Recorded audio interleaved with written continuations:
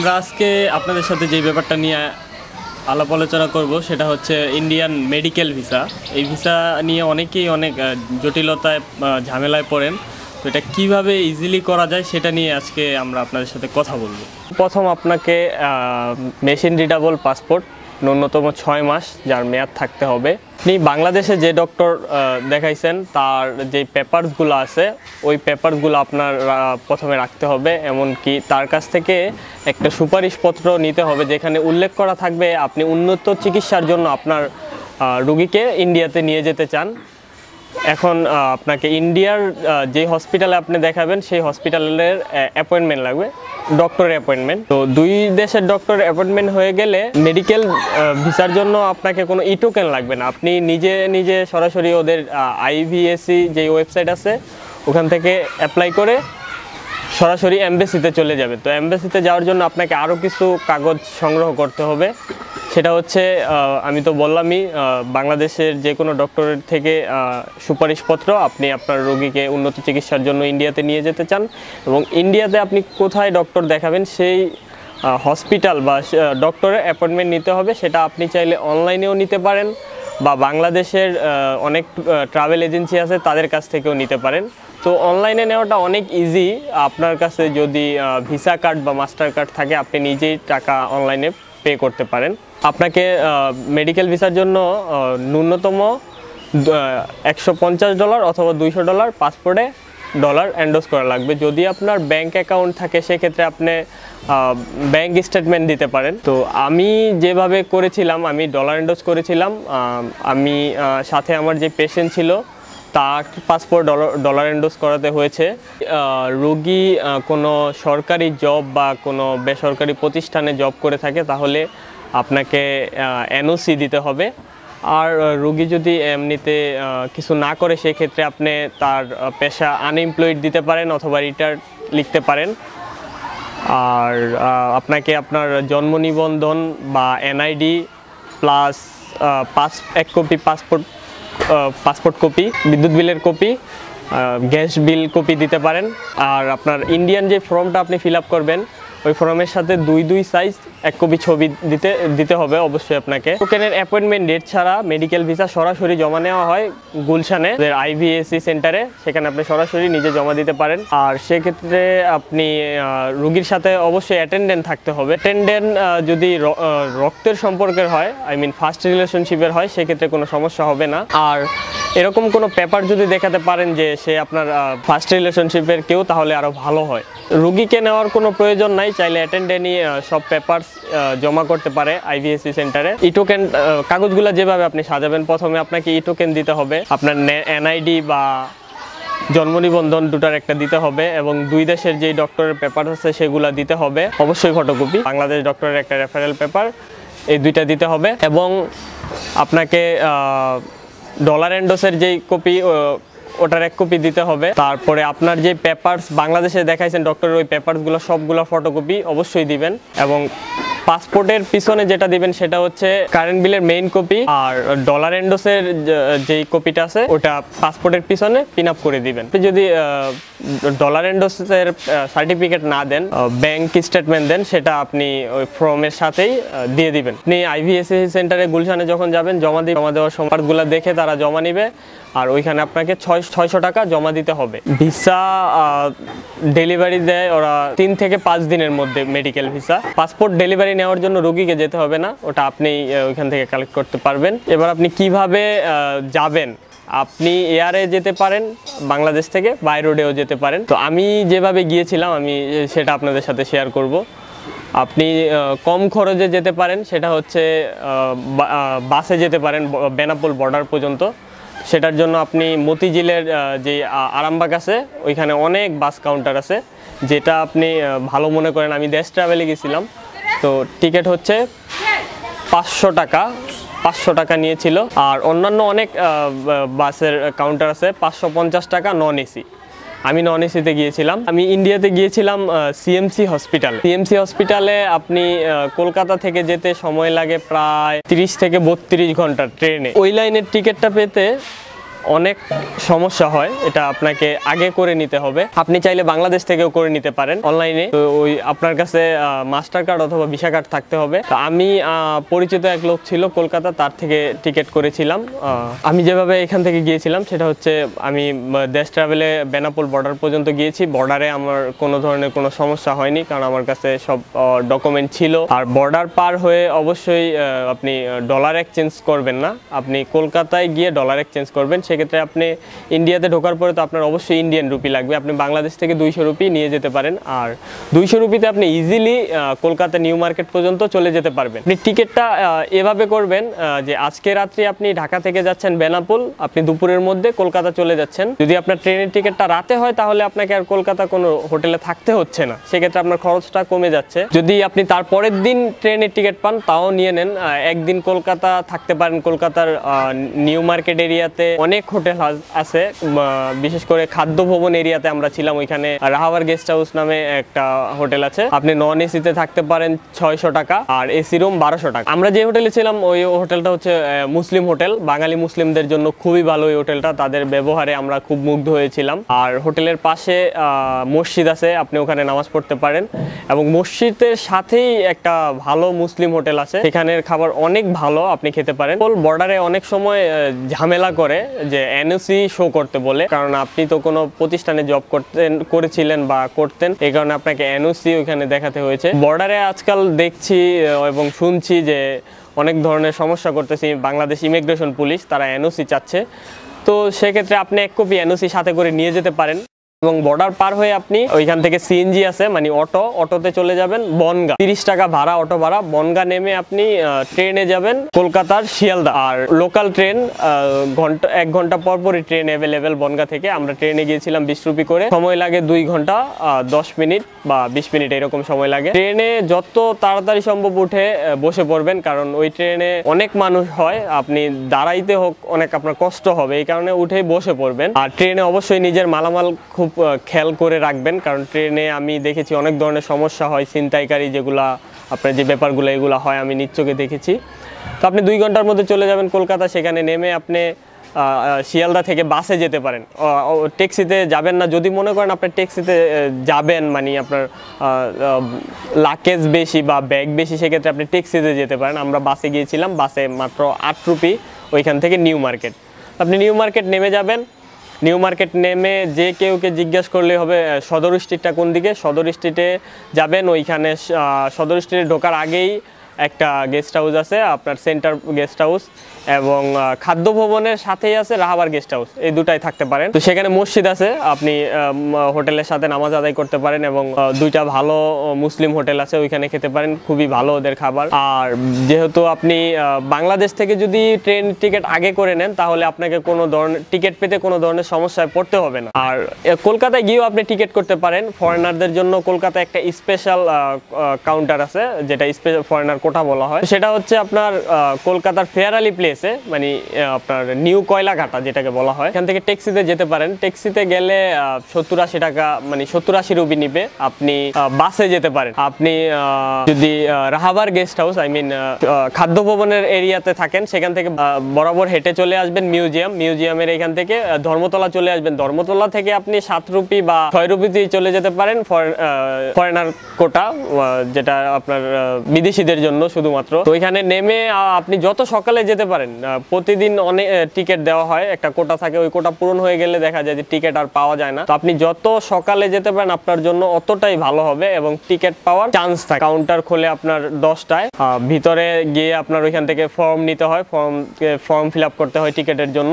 আর ticket available থাকে না, অনেক সময় দেখা যায় 4-5 দিন পরের টিকিট থাকে। সেক্ষেত্রে আপনি ফরেনার কাউন্টারের সাথে আছে তৎকাল কাউন্টার, ওইখান থেকে তৎকাল টিকিট কাটতে পারেন। তো তৎকাল টিকিটটা হচ্ছে যে দেখা যায় যে ওটাও আর কি ওয়েটিংয়ে থাকে, এবং ট্রেন ছাড়ার কিছুক্ষণ আগে দেওয়া হয়। তো আমরা ওইখান থেকে জানতে পারলাম যে আমরা 28 তারিখে ছিলাম, টিকিট যেদিন কাটবো ওই দিন জানতে পারলাম 6 তারিখের আগে কোনো টিকিট অ্যাভেলেবেল নেই।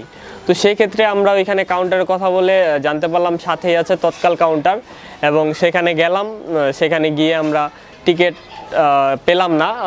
তারপরে পুলিশের সাথে কথা বললাম ওই কাউন্টারে। পুলিশ আমাকে একটা আইডিয়া দিল, বললো যে আপনি রেলওয়ে ভবনে যেতে পারেন, রেলওয়ে ভবনের 8 তলায় একজন লোক আছে, উনি আপনার এই ব্যাপারগুলো দেখে। তো আমরা ওইখান থেকে আপনার রেলওয়ে ভবনের 8 তলায় গেলাম, ওইখানে গিয়ে তার সাথে কথা বললাম যে আমার পেশেন্ট আছে, আমরা তো সিএমসিতে যাব, তো আমাদের আপনি যদি একটু হেল্প করতেন। তো সেক্ষেত্রে উনি আমাকে বললো যে হ্যাঁ হ্যাঁ আপনাকে আমি হেল্প করতে অবশ্যই পারবো। তো আপনাকে যত পেপারস আছে সবগুলো জিরক্স করে নিতে হবে।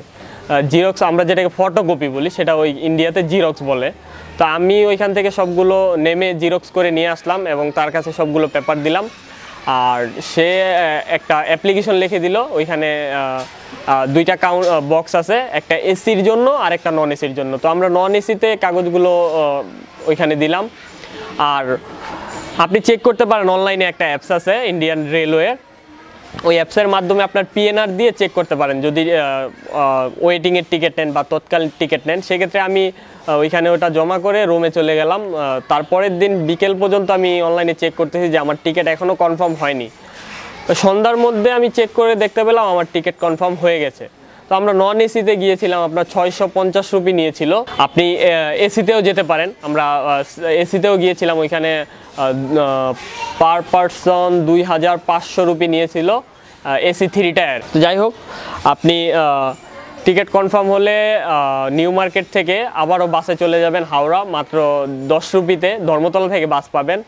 এবং হাওড়া নেমে যেই ট্রেনগুলো, এগুলো সাধারণত 22 নাম্বার থেকে 20 নাম্বার থেকে 22 নাম্বার প্ল্যাটফর্ম থেকে ছাড়ে। তো ট্রেন ছাড়ার অবশ্যই আপনি আধা ঘন্টা বা 1 ঘন্টা আগে প্ল্যাটফর্মে উপস্থিত থাকবেন। আর অনেক সময় দেখা যায় যে আপনার ডিরেক্ট ভেলোরের টিকিট পাওয়া যায় না। ভেলোরে একটাই স্টেশন, ওইখানে কাঠপাটিতে আপনার নামতে হবে যদি সিএমসিতে যেতে চান। তো অনেক সময় এই লাইনের টিকিট, অনেক সময় বলতে কি সবসময়ই এই লাইনে টিকিট পাওয়া যায় না নর্মালি। সেক্ষেত্রে আপনি ভেঙেও যেতে পারেন। আপনি ওইখান থেকে চেন্নাইয়ের টিকিট নিতে পারেন, নন এসিতে বা এসিতে নিতে পারেন। আপনি ওইখান থেকে চেন্নাই চলে গেলেন এবং চেন্নাই থেকে আপনি আবার ট্রেনে কাঠপাটি চলে যেতে পারেন, আর অথবা বাসেও যেতে পারেন। চেন্নাই থেকে বাসেও সিএমসিতে যাওয়া যায়। 80 টাকা বা 80 রুপি অথবা 90 রুপি ওইখান থেকে নেয় সিএমসি পর্যন্ত। তারপরে তো ট্রেনে আপনার সময় যদি ডিরেক্ট যান কাঠপাটিতে 30 থেকে 32 ঘন্টা সময় লাগে। আর চেন্নাইতে যদি যান কিছুটা কম লাগে, 26 থেকে 28 ঘন্টা সময় লাগে। এবং আপনি ট্রেনে নন এসি বা এসিতে, এসি 3 টায়ার, ওরা কোনো খাবার আপনাকে টিকিটের সাথে ইনক্লুড থাকে না। তো সেই ক্ষেত্রে আপনি ট্রেনে অনেক খাবার পাওয়া যায়, যেমন আপনার ভেজ আছে, নন ভেজ আছে, তারপর আন্ডা বিরিয়ানি আছে, চিকেন বিরিয়ানি আছে। তো এগুলো ট্রেন থেকেও নিতে পারেন, অথবা ট্রেন আপনার অনেক স্টেশনে 20-25 মিনিট থামে, সেইখান থেকে ওই নিচে মানে বাইরে থেকে স্টেশন থেকে খাবারগুলো নিতে পারেন। ওই খাবারগুলো ট্রেনের থেকে ভালো হয়, আমি যতটুকু খেয়ে বুঝতে পেরেছি। তারপর আপনি চাইলে ট্রেন থেকে নিতে পারেন। ভেলোরে কাঠপাটিতে নেমে দেখা যায় যে যারা নতুন ওইখানে যায়, অনেকেই ওইখানে দালালের খপ্পরে পড়ে। দালাল বলতে আমি ওইখানে অটো যে ড্রাইভারগুলো আছে তাদের কথা বলছি। তারা অনেক ভালো বাংলা জানে, আমাদের মতোই তারা বাংলা বলে এবং খুব ভালো হিন্দি জানে। আপনি তাদের সাথে কথা বলে মনে করবেন তারা বাঙালি অথবা কলকাতার কেউ কোনো বাঙালি। আসলে তারা বাঙালি না, তারা ওইখানকার স্থানীয়, তারা বিজনেসের জন্য খুব ভালো বাংলা শিখে নিয়েছে। আপনাকে তারা অনেক ধরনের অনেক কথা বলবে, তাদের পাল্লায় আপনি পড়বেন না। ওইখান থেকে আপনাকে অটো নিতে বলবে, অটোতে গেলে 120 রুপি অথবা 150 রুপি নিবে আপনার কাছ থেকে। যদি আপনার লাকেজ টাকেজ অনেক হয় তাহলে আপনি অটোতে যেতে পারেন। আর যদি আপনার সিম্পল অল্প কিছু থাকে তাহলে আপনি বাসে চলে যাবেন, ওইখান থেকে মাত্র 5 রুপি নিবে, একদম আপনাকে সিএমসির গেটে নামিয়ে দিবে। মাঝে মধ্যে শেয়ার করে অটোতে যাওয়া যায়, ওই সময় আপনার 15 রুপি অথবা 20 রুপি পার পারসন করে নিবে, ওইটাতেও আপনি যেতে পারেন। আর অবশ্যই দালালের খপ্পরে পড়বেন না। আপনি সিএমসিতে ওইখানে যখন নামবেন তখনই ওইখানে অনেক এরকম দালাল থাকবে যারা হোটেলের, তারাও খুবই ভালো বাংলা জানে, আপনাকে অনেক ধরনের পাল্লায় ফেলতে তারা চেষ্টা করবে। কারো পাল্লায় পড়বেন না। আপনি সিএমসির গেটে নেমে ওইখানে আশেপাশে অনেক গেস্ট হাউস, লজ, হোটেল আছে, ওগুলায় উঠবেন না, কারণ ওগুলায় ভাড়া অনেক বেশি নেয়। তারা পার ডে আপনার দেখা যায় 400, 500, 600 রুপিও নেয়। তো আপনি ওইখান থেকে হেঁটে সাইদাপেট নামে একটা জায়গা আছে, ভেলোর 12, মুসলিমদের জন্য এরিয়াটা খুব ভালো হবে। ওইখানে 2টা মসজিদ আছে, আপনি নামাজ পড়তে পারেন মসজিদে গিয়ে।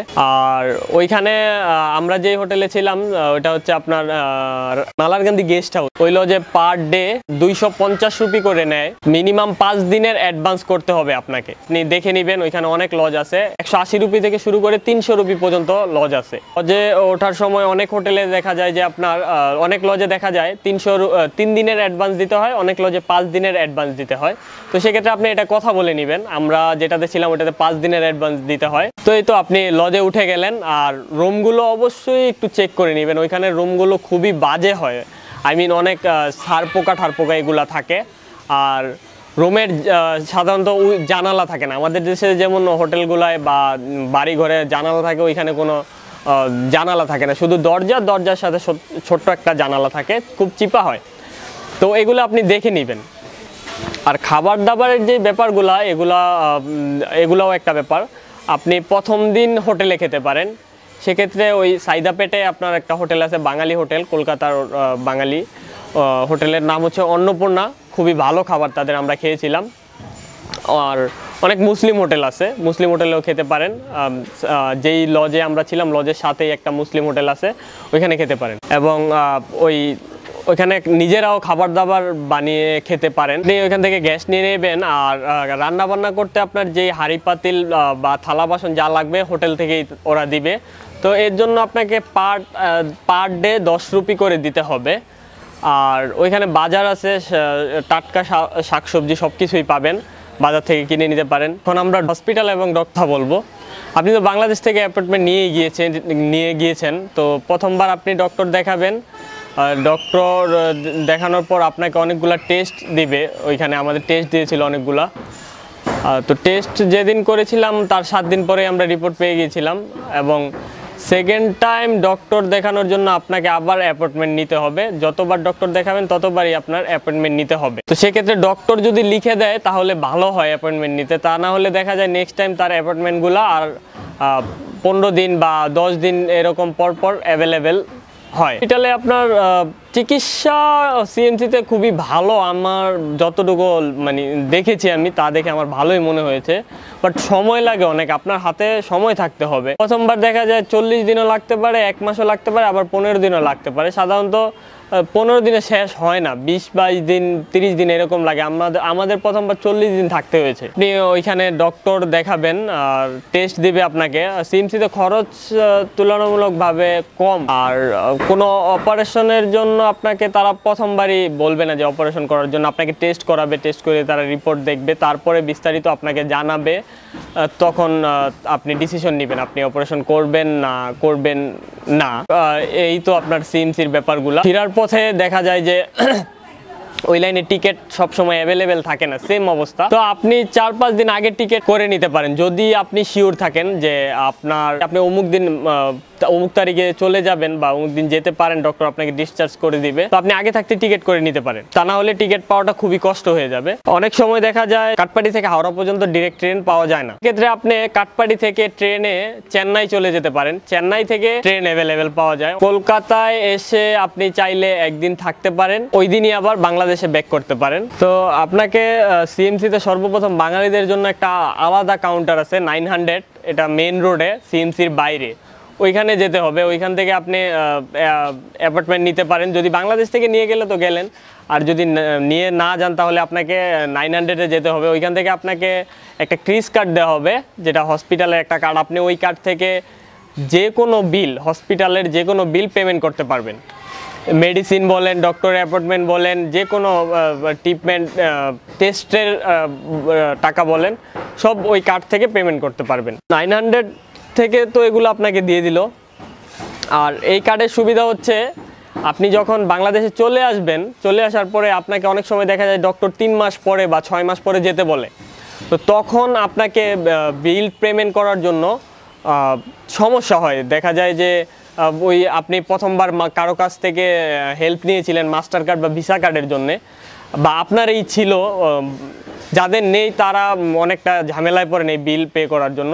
তো ওই কার্ডটা নিয়ে আসলে সুবিধা কি, আপনি ওই কার্ড থেকেই বিলটা পেমেন্ট করতে পারবেন। কার্ডে আপনি 1000 রুপি নিয়ে আসবেন, আপনাকে 585 রুপি অথবা 600 রুপি পে করতে হবে ডক্টর অ্যাপয়েন্টমেন্টের জন্য। আর সেকেন্ড টাইম অ্যাপয়েন্টমেন্ট নেওয়াটা একদম ইজি। আপনি ওদের সিএমসি গুগলে সার্চ করলে হবে সিএমসি অনলাইন, তারপরে ওদের একটা সাইট আসবে, ওই সাইটে আপনার ওই ক্রিস কার্ডের নাম্বার অথবা আপনার বার্থ ইয়ারটা দিলেই হবে। আপনি নিজেরটা নিজেই ওইখান থেকে ডক্টর অ্যাপয়েন্টমেন্ট নিয়ে নিতে পারেন। এই হচ্ছে আপনার আর কি অ্যাপয়েন্টমেন্ট নেওয়ার সেকেন্ড টাইম নেওয়ার সুবিধা। আর সেকেন্ড টাইম আপনার বাংলাদেশি কোনো ডক্টরের রেফারেল পেপার বা কিছুই লাগবে না। আপনি জাস্ট সেকেন্ড টাইম ইন্ডিয়ান ডক্টরের অ্যাপয়েন্টমেন্টটা শো করলেই হয়। আপনি তো আরামবাগ থেকে বাসের টিকিট করলেন, যদি আপনি সকাল দিকে যান তাহলে ট্রাভেল ট্যাক্স দিতে হবে আপনাকে। বর্ডারেও দেওয়া যায়, বর্ডারে অনেক সমস্যা হয়, দেখা যায় যে দালালের খপ্পরে পড়তে হয়। সেক্ষেত্রে আপনি মতিঝিলে সোনালী ব্যাংকের যে মেইন শাখা আছে শাপলা চত্বরে, ওই শাখাতে আপনি ট্রাভেল ট্যাক্স দিয়ে যেতে পারেন। 500 টাকা নিবে ট্রাভেল ট্যাক্স। যে কোনো ধরনের প্রশ্ন, ট্যুরিস্ট ভিসা বা মেডিকেল ভিসা, ইন্ডিয়ার যে কোনো ধরনের ভিসার জন্য আপনারা আমাদের কমেন্টে জানাতে পারেন। কমেন্টের মাধ্যমে আপনাদের মতামত প্রকাশ করতে পারেন, আমরা অবশ্যই আপনাদের হেল্প করার চেষ্টা করব। সবাইকে অনেক ধন্যবাদ, ভালো থাকবেন। আমাদের ভিডিওটি যদি আপনাদের ভালো লেগে থাকে সাবস্ক্রাইব করতে ভুলবেন না।